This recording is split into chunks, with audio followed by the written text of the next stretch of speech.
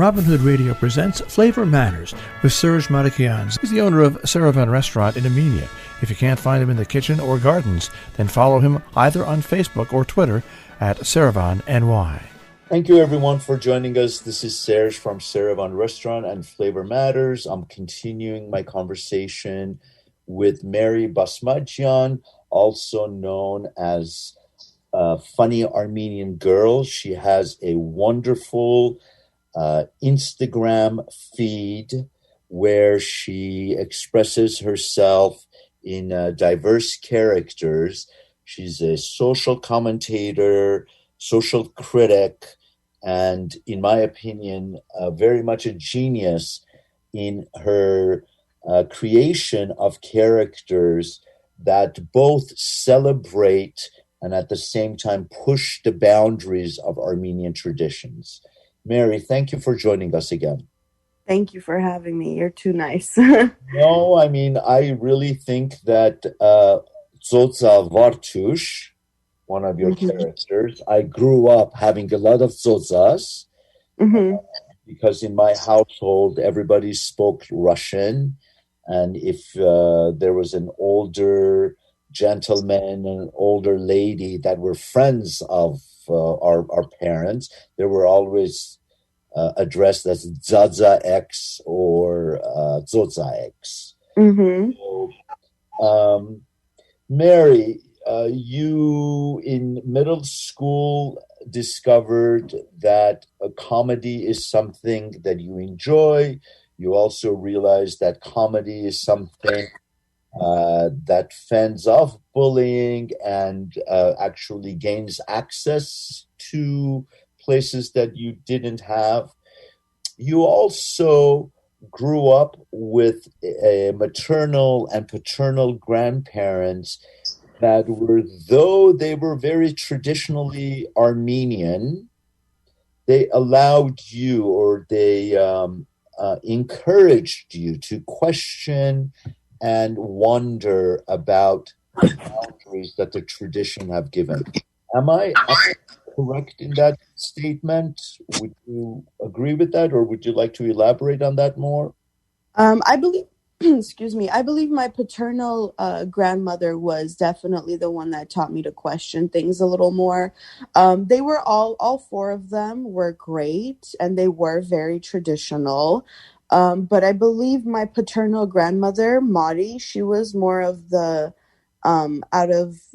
she would be the more intrinsic one. Like, she was more the one to tell me to question things and to do things her own way. She liked tradition, and she did believe in keeping tradition, but she also believed in new, like learning new things, learning about other cultures, and especially being here in America. I feel like, especially in the Los Angeles bubble, Armenians tend to stay within their community and they keep on to their, traditions and cultures, which is great, but they also, hold on to other things that I just feel like would be a lot better if they were to maybe go outside their bubble a little and, explore a little bit about how other people are living and maybe bring that back to their families. And I think that's what my paternal grandmother, Madi, did. Sort of the allowed the evolution of traditions, traditions that may have worked in the 18th, 19th, 20th century may need a few amendments in the 21st century. Right.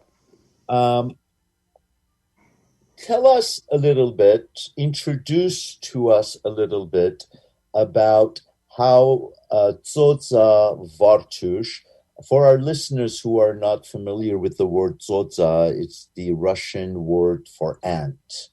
And Mary has created this character that is very empathic, sympathetic. She has a very big mouth. She's very opinionated. And at the same time, she is very outwardly bougie and very much a typical ant that you would see in any Armenian gathering. Tell us a little bit about the evolution of Vartush, please. Vartush Tota kind of started, actually, she started as a little bit more judgmental. Like, I was doing Instagram videos back when it was 15 seconds, and I didn't have a wig at first, so I would just put on like a jacket or like whatever on my head, like to pretend it's hair or whatever. And I would make like these little short videos about this Armenian woman judging me because I don't want to put on makeup, or I'm not losing weight, or that was a really big one, or other traditional things that like Armenian women would tell the younger women. And but from there I realized like everybody really liked this character, and I did too. But as she morphed and as she evolved, I wanted to bring the juxtaposition of her being more modern, her like being dealing with more non-traditional topics and things like that. But she did start off very much like one of my mom's friends or even my mom. But the character itself is kind of a mixture of my dad, honestly, and my grandmas and some of my aunts and other Armenian women I've encountered in my life. The interesting thing about the Zoza Vartush that I have noticed and I really adore is that she is very much an Armenian, and she is very much a Armenian that, like most of us Armenians, we have grown up in small Armenian communities where, you know, neighbors judge you. Neighbors are very much aware of what you do, and you know, we are always living our lives very much conscious of what everyone else is thinking or doing. That's how it was in Tehran, Iran. That's how it was for me when I lived in Glendale. That's one of the reasons I left Glendale, and I couldn't see myself living there. But she's empathic. She's empathic, she's wise, but she hasn't lost any of her Armenian sassy, judgmental nature. Would you say? Yeah, that's exactly correct. And that that's where I think your genius is, personally, because I think she is a true Armenian. But one might say that she is a little bit more enlightened. Yes. Yes. I wanted to do that because I wanted to use this character as a vessel to kind of open it up to either to my generation or to the older generations, that it's okay to explore non-Armenian things or to explore some non-traditional things, just kind of like what my paternal grandmother Mari was very curious about other cultures or other non-traditional things. And I wanted to kind of open it up and show that you can be very Armenian, but you can also explore other things, because after all, live in the diaspora. And I understand that on the East Coast, maybe it's not as heavily populated as Glendale is right now. But Glendale is absolutely, like Glendale, Hollywood, North Hollywood, Burbank. It's a lot of Armenians. So we hold on to a lot of things, and we only kind of like keep it within our community. And I just wanted Armenians to maybe get a picture of one of their own that maybe like looks like them and sounds like them, can explore some other things that are not Armenian or things that are like not traditional. Like lately Vartush Tota has been talking about like power of now, or like living in the moment and living in the present, which is Armenians do not do. Like, I have no idea of that. 100%.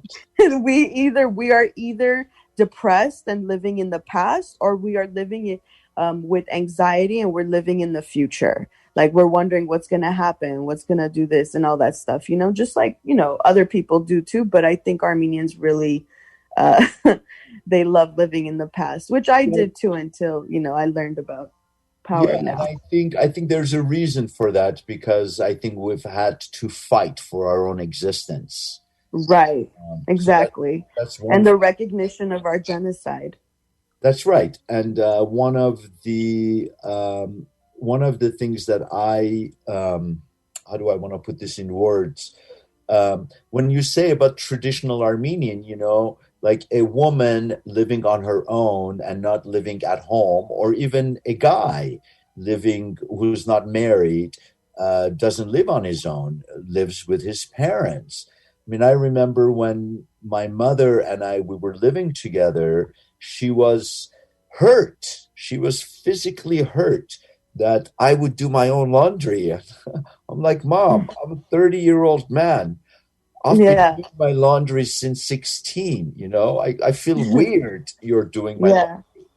But what I think is adorable about Armenian mothers is that her hurt was so visible. Like, how do you do that? But if you are a gay man, or if you are a woman that is attracted to another woman, Armenian culture, Armenian tradition doesn't have the vocabulary for introducing that. And I think you, through Vartush, who exemplifies an Armenian aunt in every Armenian's life, you see her empathy and acceptance towards these non-traditional Armenian facts of life. Mm-hmm. I listened to your Instagram page where you were saying, wait a second, we're thousands and thousands of years old. I mean, there must have been some guys that lived with guys, or some women that lived with men. So, but why is it that Armenians don't accept that? I wish. I mean, we're very traditional, and I think the country itself leans on more conservative views and values and things of that sort. We also